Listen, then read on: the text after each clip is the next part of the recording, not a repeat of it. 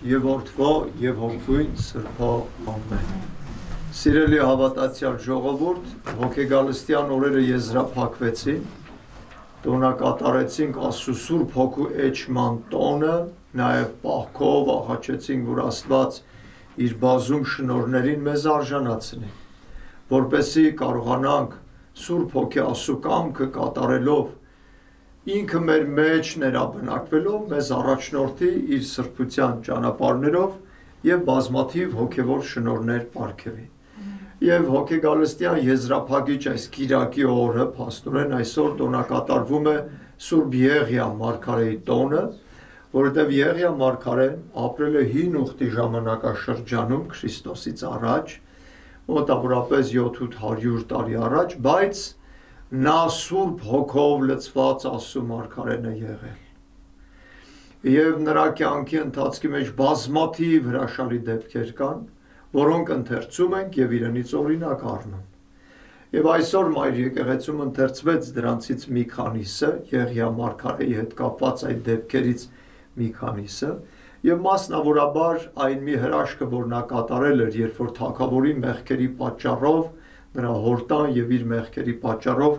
հանդիմանելով ասել էր, որ մինչև ես չասեմ անձրև չի գա։ Եվ այդպես էլ անձրև չէր եկել, երաշտեր սկսվել, ահավոր մեծ դժվարություններ։ Աքաբ թագավորը Եղիային շատ էր ման եկել, նույնիսկ Աստվածաշունչը տեղեկացնում է, որ նույնիսկ հեռու քաղաքներում, որտեղ լսել էր, որ Եղիան այնտեղ է եղել, ուղարկել էր մարդկանց, եւ եթե այնտեղ չէր գտել Եղիային, ապա այդ քաղաքը հրի էր մատնել, սպանել էր դրանց բնակիչներին։ Այսպիսի նույնիսկ շատ խիստ այդպես ուրեմն հետախուզությամբ եւ նույնիսկ ժողովրդին վնասներ տալով թագավորը փնտրել էր Եղիային, եւ ահա Եղիա 3.5 տարի հետո հանդիպում է Հազարապետի եւ ասում է այսօր պիտի քո թագավորին տեսնեմ։ Հազարապետը նույնիսկ վախենում է հենց միանգամից գնալ տեղեկացնել, որովհետեւ Մարգարեին բացատրում է, որ եթե ես գնամ հիմա ասեմ, որ դու այստեղ ես ու հանգարց գամ տեսնեմ Աստծո հոգին քեզ հափշտակել այստեղ չես, թագավորը ինձ հաստատ կսպանի։ Դրա համար ես քեզ վատություն չեմ արել, խնդրում եմ ինձ այդ տեսակ պարտականությունից ազատի, եւ Եղիան երկինք նայելով Տիրոջ անունով խոսում եւ ասում է այսօր պիտի տեսնեմ Աքաբի դեմքը։ Եվ այդպես Հազարապետը տեղեկացնում է եւ նա հանդիպում է Աքաբ թագավորին։ Եվ այսպես փոխադարձ մեղադրանքներից, որտեղ թագավորն ասում է դու ես Իսրայելի տունը տագնու վրա արողը, Եղիան ասում է ես չեմ, դու ես եւ քո հորտան մեղքերն են, որ այս ամբողջ չարիքների պատճառն են։ Եվ ասում է, որ դուք բազմաթիվ չարիքներ եք գործել եւ այդպես շարունակվել չի կարելի, ուստի պետք է դառնալ առ Աստված։ Եվ թագավորին հրահանգում է ասելով, որ հավաքիր այստեղ քո կուրքերի բոլոր մարգարեներին։ Իսկ այն ժամանակ բոլոր մարգարեներին, Աստծո մարգարեների սպանել էին բոլորին։ Միայն Եղիան էր մնացել։ Եղիային էլ փնտրում էին, որ սպանեին։ Իսկ կուրքերի մարգարեներին, կուրքերի քրմերին բազմացրել էին Բահաղի 450, Աստարովթի 450 եւ եւս Մեհիանների 400, 1300 հոգի դարձավ։ Եվ դրանք բոլորը սնվում էին թագուհու սեղանից, որտեղ թագուհին պիղծ էր, Հեզաբել անունով կռապաշտ էր, եւ Աքաբն էր թուլամորթ մի մարդ էր, հաստատուն չէր հավատքի մեջ, եւ այսպես փաստորեն մարգարեներին սպանել էին, նույնիսկ Հազարապետը, երբ որ խոսեց Եղիայի հետ,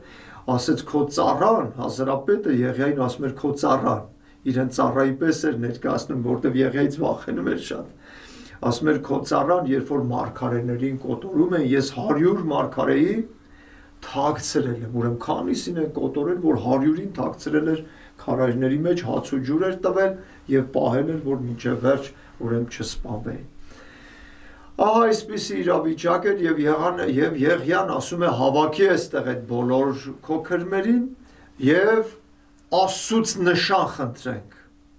եւ ժողովրդով եւ հավաքում է Աքաբը, ամբողջ ժողովրդին է հավաքում եւ բազմաթիվ այս կռա քուրմերին է հավաքում։ Կարմելոս լեռան վրա Եղիան դիմելով ժողովրդին ասում է. մինչև երբ երկու ոտքով պիտի կաղաք։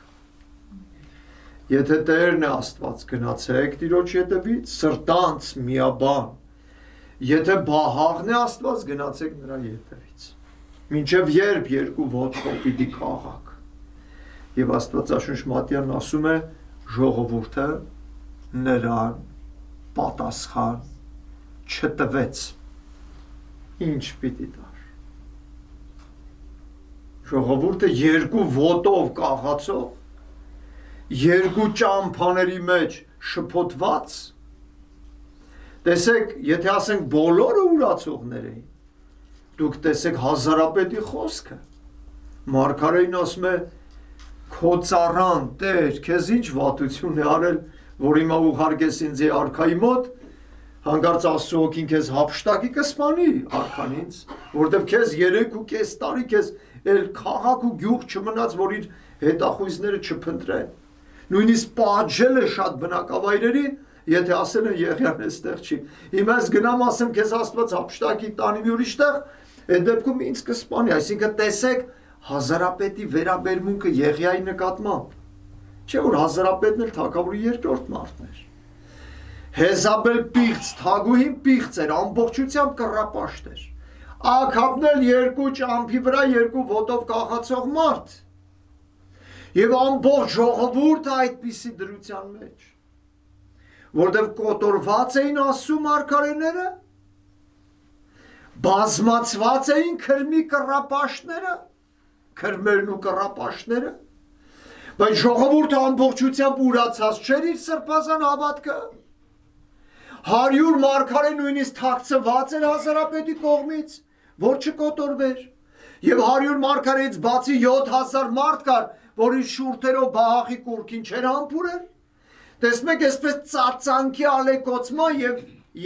երկմտության դրության մեջ էր։ Ես գիտեք, ինչին ուշադրություն դարձրեցի այսօր։ Եղիա մարգարեն ասում է ժողովրդին, որ այս խոսքին չկարողացան պատասխան տան, պատասխան չտվեցին։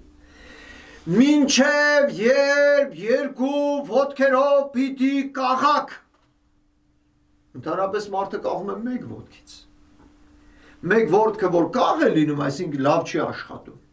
Արդեն կաղում է մարդը։ Մյուս ոտքը ամուր է, բայց մի ոտքով չի կարողանում։ Երկու ոտքերից մեկը եթե կաղած, մարդը կաղալու է։ Բայց ուշադրություն դարձրեք, մարգարեն չի ասում, մինչև երբ եք կաղալու,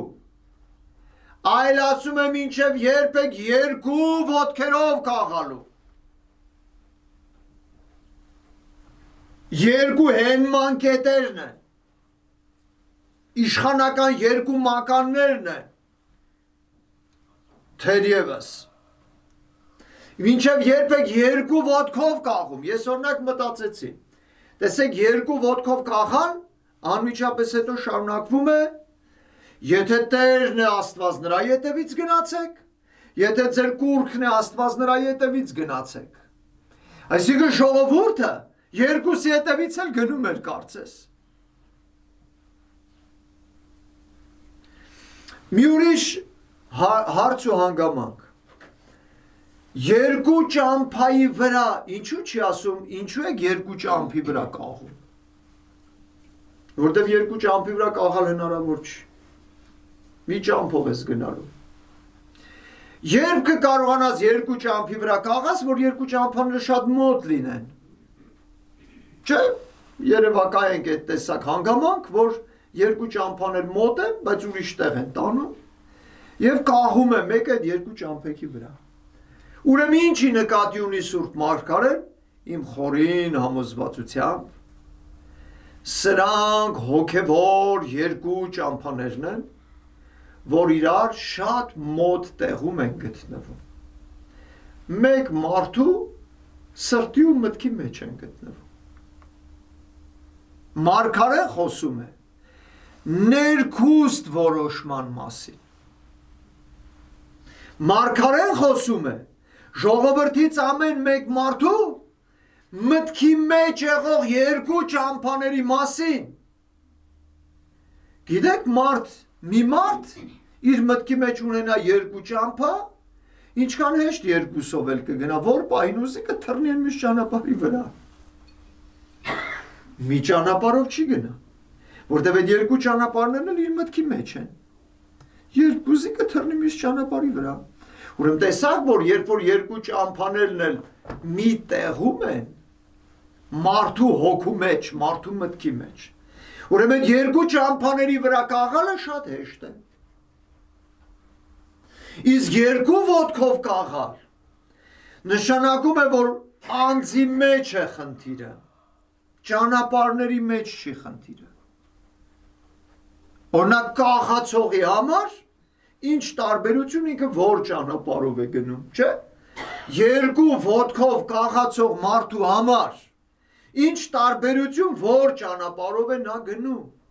Որ ճանապարհն էլ մտնի ինքը երկու ոտքով կաղ է։ Դրա համար սիրելի հավատացյալ ժողովուրդ, պատարագը սկսելուց առաջ պտտվում ենք արևմուտքի կողմը եւ բոլորս միասին ասում ենք. հրաժարիմ գիս սատանայի եւ ամենայն խաբեութենը նորա։ Ի պատրանած նոր, այսինքն նրա պատրանքներից, նրա խաբեություններից, նրա չար կամքից, նրա չար ճամփաներից, նրա չար կամակատարներից, նրա չար պաշտոնյաներից հրաժարվելով հրաժարվում եմ, չեմ քայլում այդ ճամփար, եւ ապա պտտվում ենք դեպի արևելք, ի լույս Աստված գիտության, որ Քրիստոս լույսն էր Աստված գիտության ծագեց, հավատում եմ, խոստովանիմ եւ հավատամ Հորը, Որդու եւ Սուրբ Հոգու, Արարիչ Հորը, Որդուն ծնող Հոգուն բխող, մի խոսքով, այսինքն Սուրբ Երրորդության դավանությունն ենք ասում, քայլում ենք դեպի Աստված, մերժում ենք սատանայական ճամփան, այսպես պիտի ընթանա ամեն մարդ, որպեսի կաղ չլնի, երկու ոտից չկաղա, կաղության ամենավատ տարբերակով։ Դրա համար սիրելի հավատացյալ ժողովուրդ, Մարգարեի այս պատմությունը արդիական է նաև այսօր եւ արդիական կմնա մինչեւ Քրիստոսի երկրորդ գալուստը։ Ժողովուրդը ունակ է երկու ճամփովի վրա կաղալու։ Երանելի պահեր կան պատմության մեջ, որ չի կաղացել միաբան մի ճամփով է քայլել։ Եվ Աստծո պահանջն էլ հենց սա է։ Մարդը կարող է սրբության ճանապարհով քայլել, քչերն են, որ քայլում են, քչերն են, որ ընթանում են, այո, Աստված դա շատ լավ գիտեր, նեղ են դուր ասեց, որով պիտի մտնեք ու քայլեք դեպի ինձ եկող ճանապարհով,